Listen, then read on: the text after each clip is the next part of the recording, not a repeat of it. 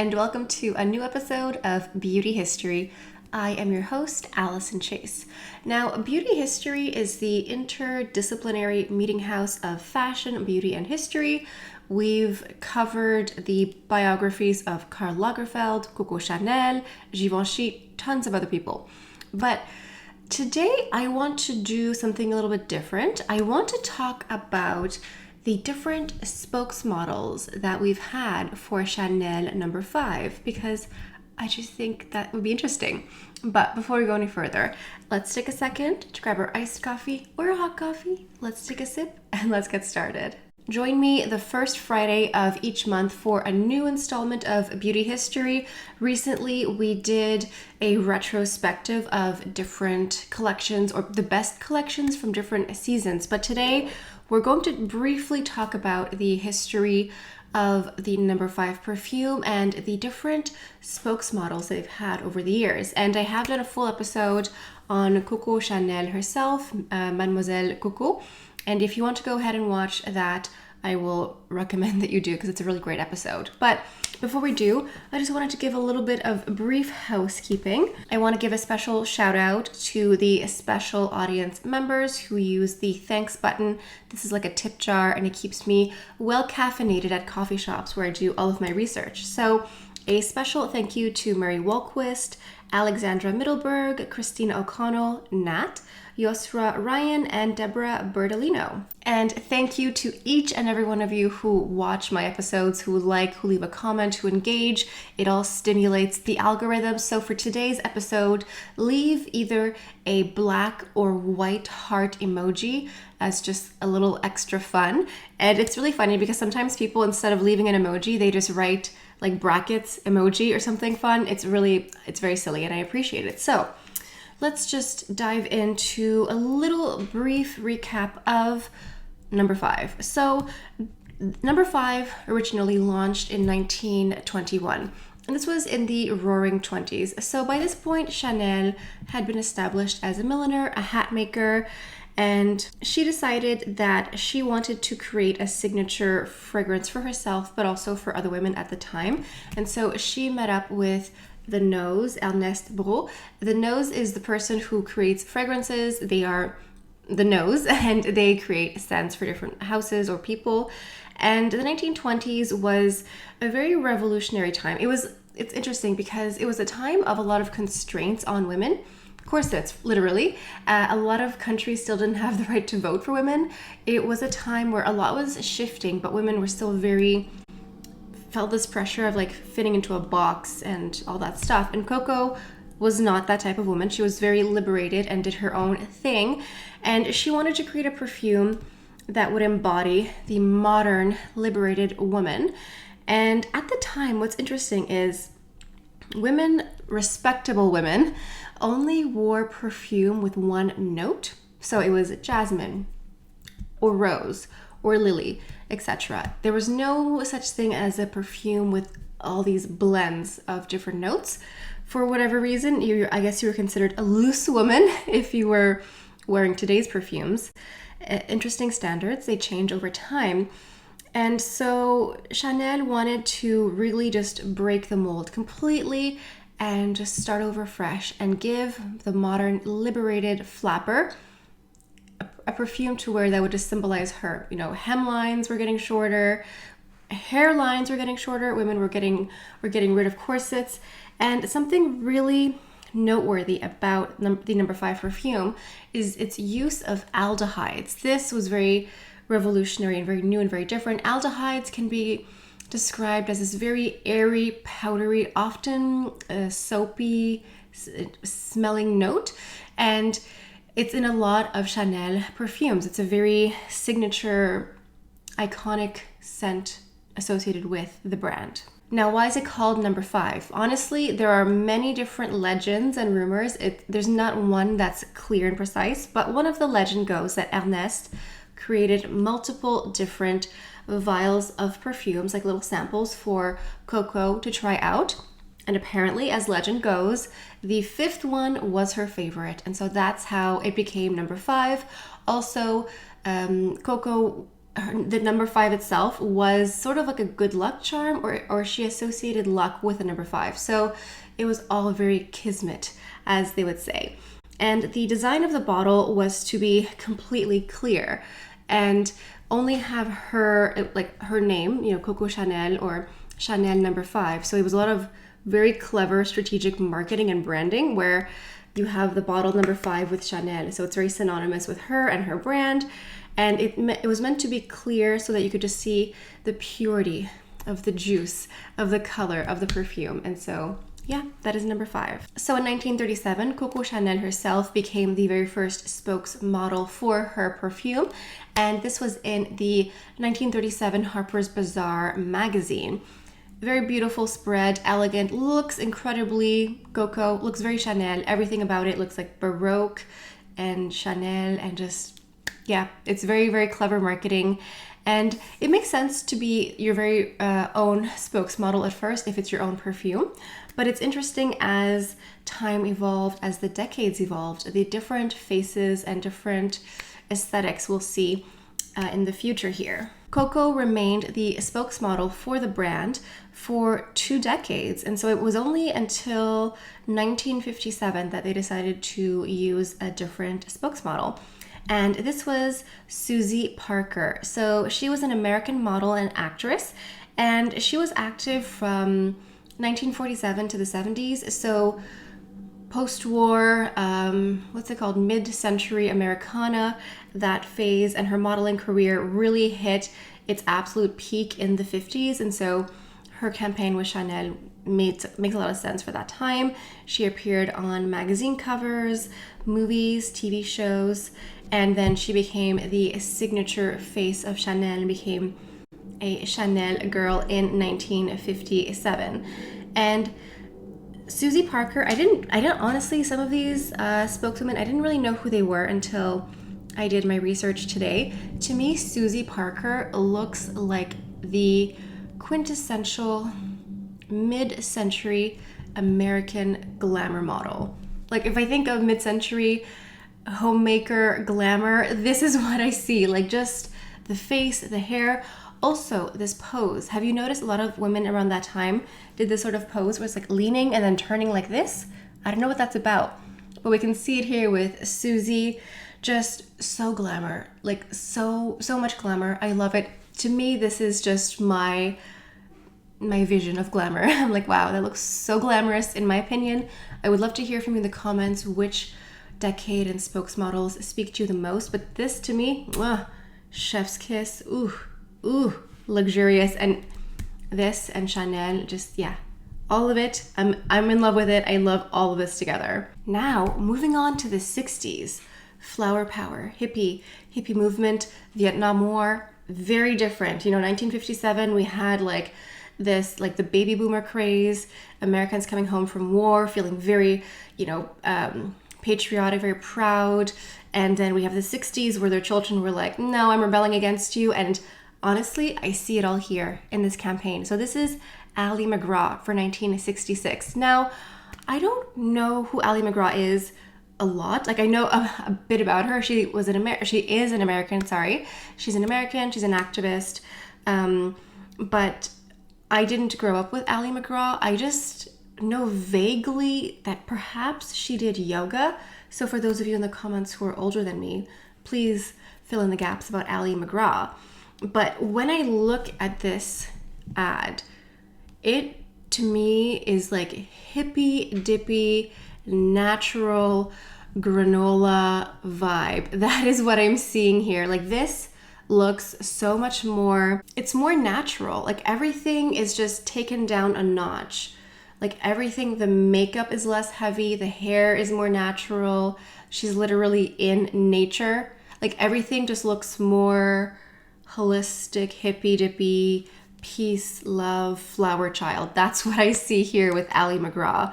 And I just think it's very interesting seeing this represented over the different decades, different models, and different icons of those decades here. But something about this gives me this almost like clean girl, natural vibe. And it's just very, very interesting how number 5 has been the emblem for different women for different decades. And then moving on into the 60s, no, moving into the 70s, 1971, I swear I have brains, 1971, Jean Shrimpton. So she is an English model and actress, and she was an icon of the swinging London, also like a little bit of the 60s vibe, but going into the 70s here. And she's also considered to be one of the world's first supermodels. And she was on a lot of campaign covers like Vogue, Harper's Bazaar, Vanity Fair, etc., tons of magazines. And she was also counted in Harper's Bazaar in 2009 as one of the best models. So pretty cool.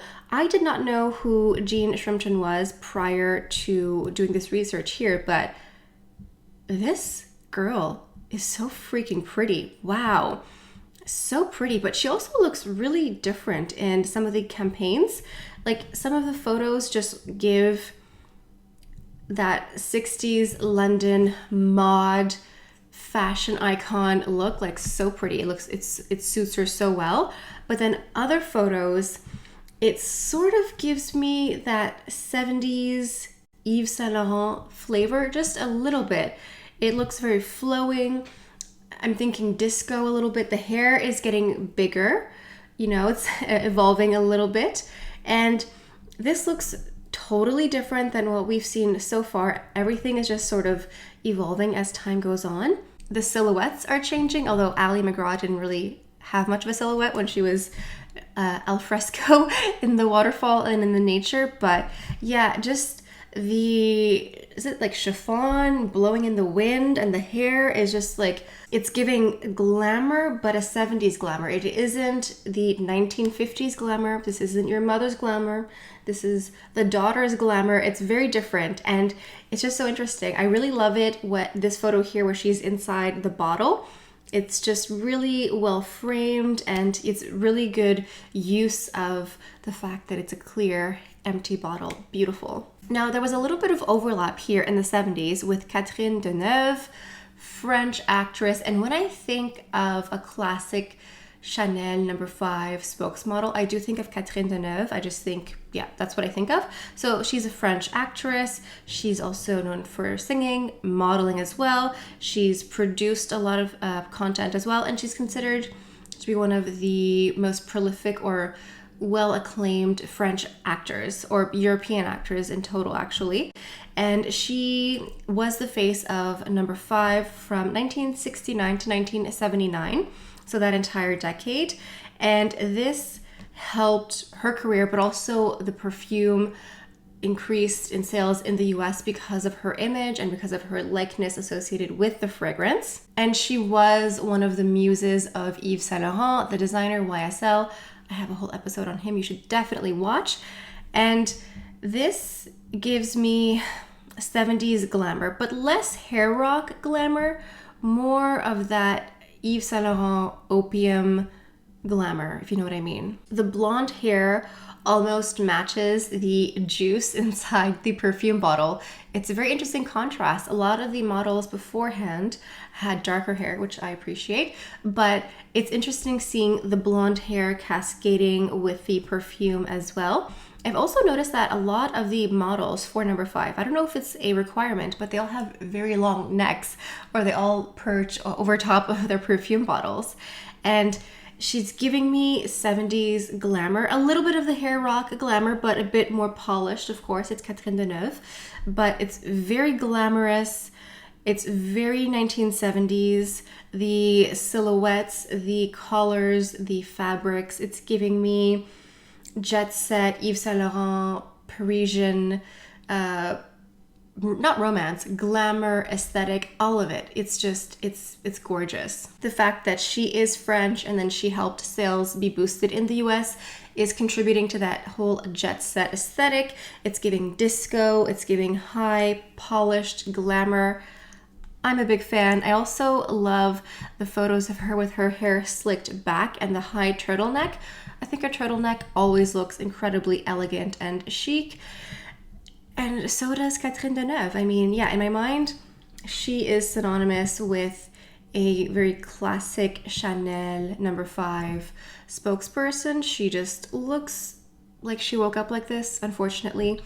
Unfortunately for us, she just looks so glamorous. And some of the photos, her makeup looks a little bit heavier as well, which I appreciate because I'm a makeup girl.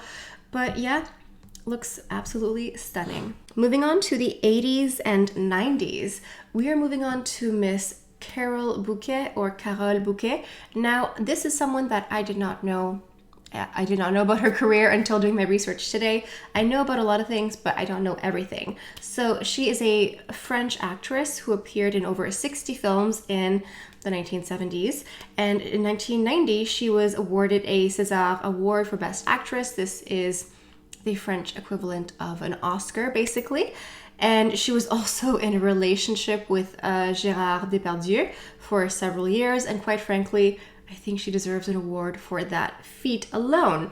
So let's look at Miss Bouquet and her promo photos. She looks like that elegant French woman who just woke up like this. Like she just looks like this when she wakes up in the middle of the night to go to the bathroom. She's not even wearing any makeup.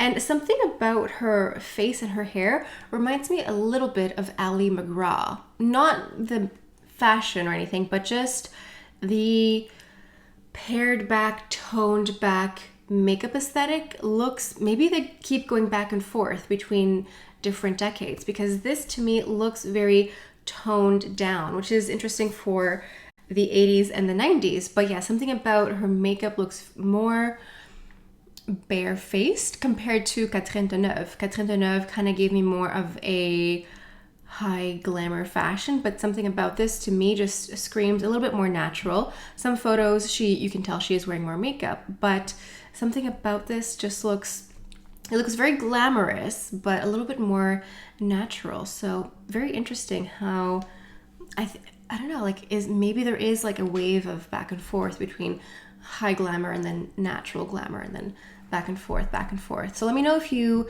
knew about some of these models and women before I did, because, you know, some of these were just, 1997, I was 9 years old, so I wasn't really looking for number 5. Okay, moving on to the late 90s, early 2000s millennial girl here. We have Estella Warren, and she is Canadian. She's an actress, a model, and she's also a former synchronized swimmer.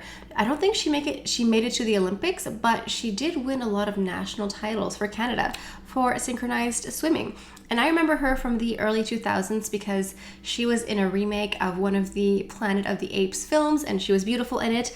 And then she also did some number 5 campaigns. She looks so gorgeous. Again, we're going back to blonde here. And something about her natural look, she has very large lips, but I think they're actually natural. I know it's wild out there that some women just have naturally very plump lips, but something about the look looks a little bit more dramatic. It's more theatrical. That's the word, theatrical. I love these photos. She's absolutely gorgeous, so pretty, so pretty, and the blonde hair tumbling everywhere. But I just love the way that they used all the bottles of number 5 when she's peeking through here. It just looks so cute. It's very interesting. It's very different.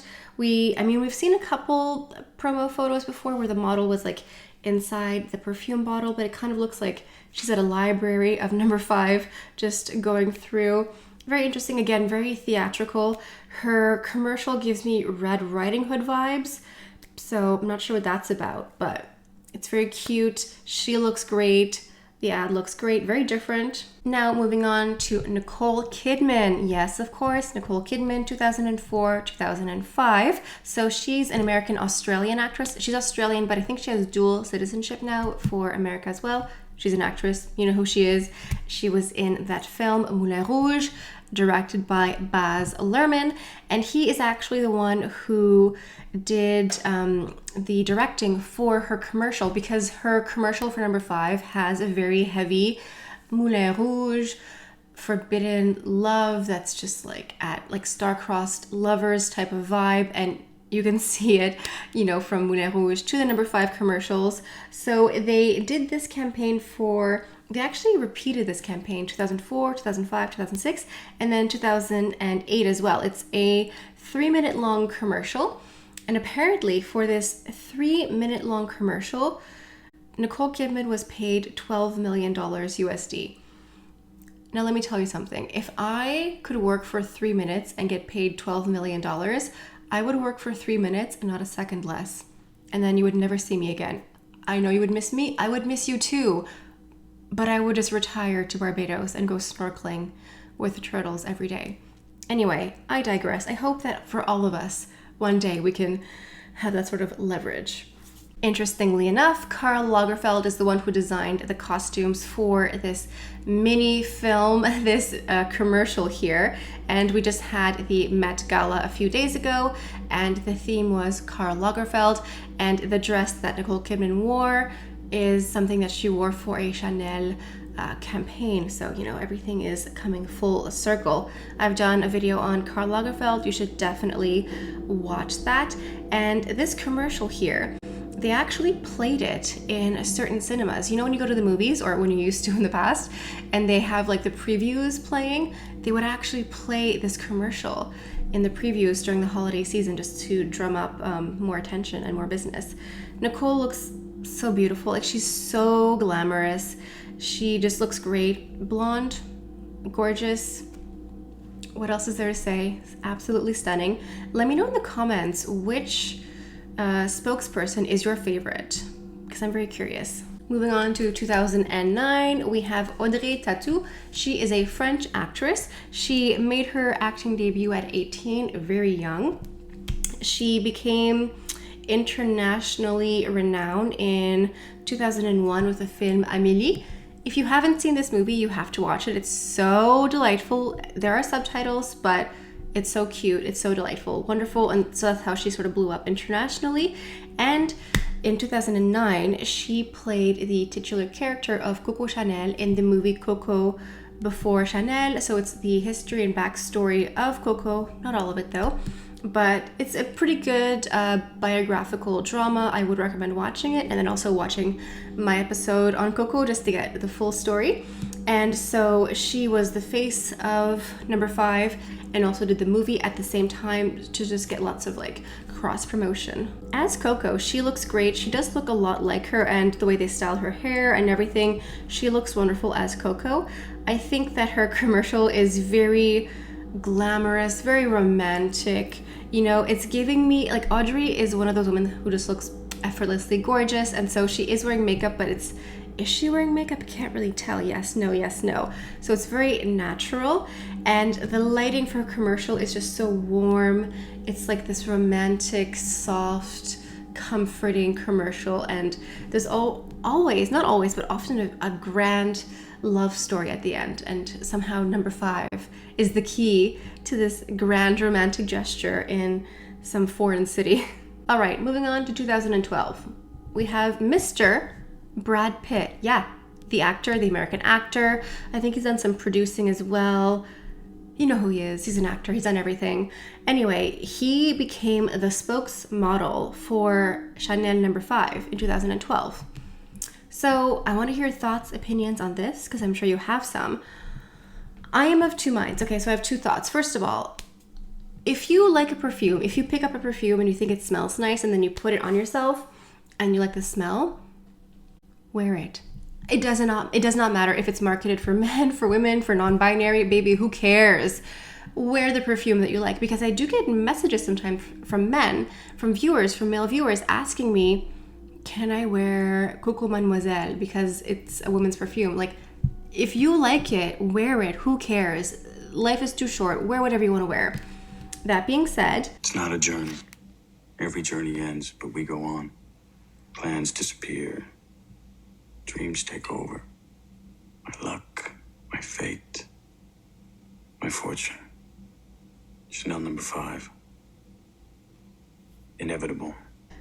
I do find the commercial a scotch pretentious. Just a little bit. And I studied French literature at university, but even I don't even know what he's saying.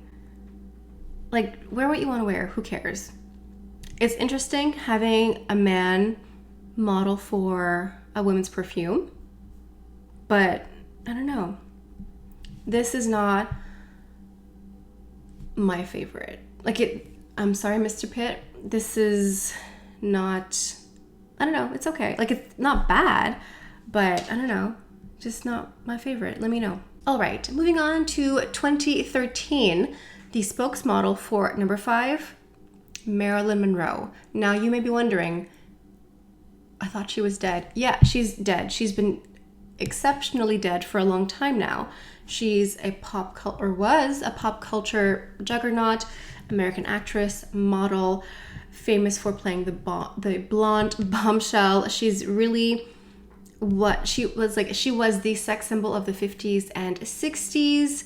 She died tragically in 1962, but she was one of the most she was the top billed actress for her decade. Her films grossed over 200 million, and that's $2 billion in today's money, so a huge deal. However, her brand is still incredibly valuable, and her image and her name have been licensed for photos, posters, and also for advertising. So there's this thing that she was being interviewed once by a bunch of photographers who were being really gross and really pervy, and asked her what do you wear to bed at night? And she said, a few drops of number 5. She was playing into her Marilyn Monroe coquette, sexy, blonde bombshell persona, and just saying, oh, all I wear to bed is a few drops of number 5 and then go to sleep naked. And she has a right to say that. She has a right to be as sexy as she wants to. What grosses me out personally is that she's dead. She's been dead for a long time. She did not consent to this.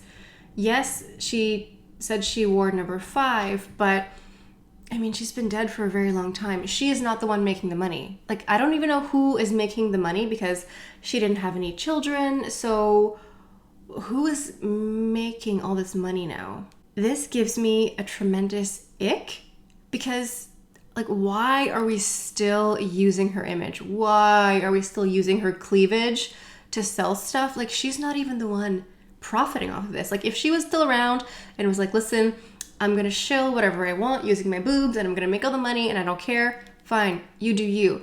But it's the fact that she's not here to say yes or no, and she's not the one collecting all this money. I get it. I understand why it happened. I understand the aesthetic and how good it looks, but no, this is, I think, my least favorite one. I prefer Brad Pitt over Marilyn. It's just, it kind of grosses me out. So let me know what you think. Do you get the same vibe, or do you love this campaign? Because I can see why some people would love it, because it is so glamorous and it does fit well together. But something about it just kind of gives me a little bit. Now, moving on to 2014, we have Brazilian model Gisele Bündchen, and she has been one of the highest paid models since the early 2000s.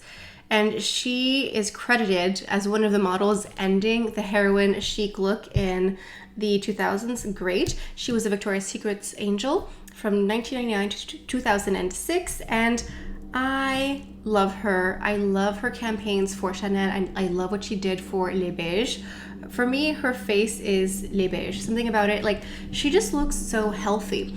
Yes, she's thin, but she looks athletic. She looks like she works out. She looks like she drinks all of her green smoothies. She just looks really healthy, and she just looks really cool. I think she actually surfs in real life, which I think is the coolest. And I have to say, her campaign here, her commercial, I love. I love this bathing suit. I want that bathing suit so much. That's wrong. That's a correction. I love that style of bathing suit. I have a style like this, and I will continue to purchase a similar style, but I will not purchase a Chanel bathing suit because that is too much money. But I appreciate it. I love her commercial. I love her look. I love her aesthetic. She looks healthy, naturally tanned. She just looks well rested, and yeah, I love everything. I think she looks great. She is my favorite spokesperson for number 5, but it could also just be the time period. I think I was working for the brand. Yeah, I was working for the brand at that time, so I don't know. It just sort of all works for me. I love this one. She is my favorite for number 5. Then in 2016 to 2019, we had Lily Rose Depp. So she is a French-American actress, model. She is the daughter of Vanessa Paradis, French actress, and American actor Johnny Depp. And when I look at her, I can't decide which parent she looks like most. Like, she literally just looks like the perfect half of both parents. She is very pretty, very young as well. This campaign here, she modeled for number 5, but also especially for L'eau, which is a fresher, more modern, younger version of number 5. So it makes sense that they used her. She looks like a teenager. I think she's in her early 20s, but she just looks so young compared to some of the other models. Like, I think for me, I like number 5 to have a model. It's a bit older, a bit more mature. I just think it symbolizes the brand and the product a bit better, but she still looks great. I think she did a really wonderful job. And I absolutely love the holiday campaigns they did with her with the big snow globe. I'm still so salty that they don't have them in Canada. Well, technically you can buy the snow globe, but you can't get it as a gift. Rude. But that being said, I still love Lily Rose Depp for the holiday campaigns, and just in general, she looks great. She's very pretty. Her face sort of reminds me of Audrey Tautou. It could be a French thing, I don't know, but she has a very Chanel look. So very, very pretty, gorgeous girl. I'm sure she's gonna have a really great long career for a very long time. And then last but not least, we have French actress Marion Cotillard. She has done a lot of independent films, French films as well, and also blockbusters. Like, wasn't she in that movie Inception with DiCaprio? So she's done a lot of films, and she was also the face of the Lady Dior bag for 9 years. So a very elegant, chic woman here. And I love her campaign. I think she might be my close second as favorite spokesperson for number 5. I love her commercial. It's so warm, it's saturated with gold and warmth, and it's just really gorgeous. Although the moon is technically more gray, but whatever, it's fantasy. I think that they added gold to the moon to match the gold of the perfume liquid. Everything looks warm and holiday and inviting and gorgeous, and she's dancing on the moon, and they are playing like Michael Bublé's Fly Me to the Moon. Just very fun, very beautiful, and she's a gorgeous woman herself. And her campaigns look different. Some photos she's wearing really heavy makeup, some other photos she's wearing lighter makeup. Absolutely gorgeous, and she has that painfully chic French look that she just naturally looks like that. Rude. Some of us have to try very hard. But anyway, that is today's video. I think these are all the spokesmodels, but honestly, I may have missed a couple here and there because I'm only human. Anyway, I would love to hear from you in the comments. Let me know which spokesperson was your favorite, which one was your least favorite. I'm really interested to hear your thoughts and opinions because a lot of you who watch me are my age or older, and so you may have grown up with different spokesmodels and have favorites for different reasons. As I mentioned, there is a new episode of Beauty History the first Friday of each month, but in between that, I do lots of reviews, tutorials, get ready with me, style videos, so make sure you are subscribed. And on that note, that is all I have for you guys for today. Thank you so much for stopping by. Hope you have a beautiful day, and I'll see you next time. Bye.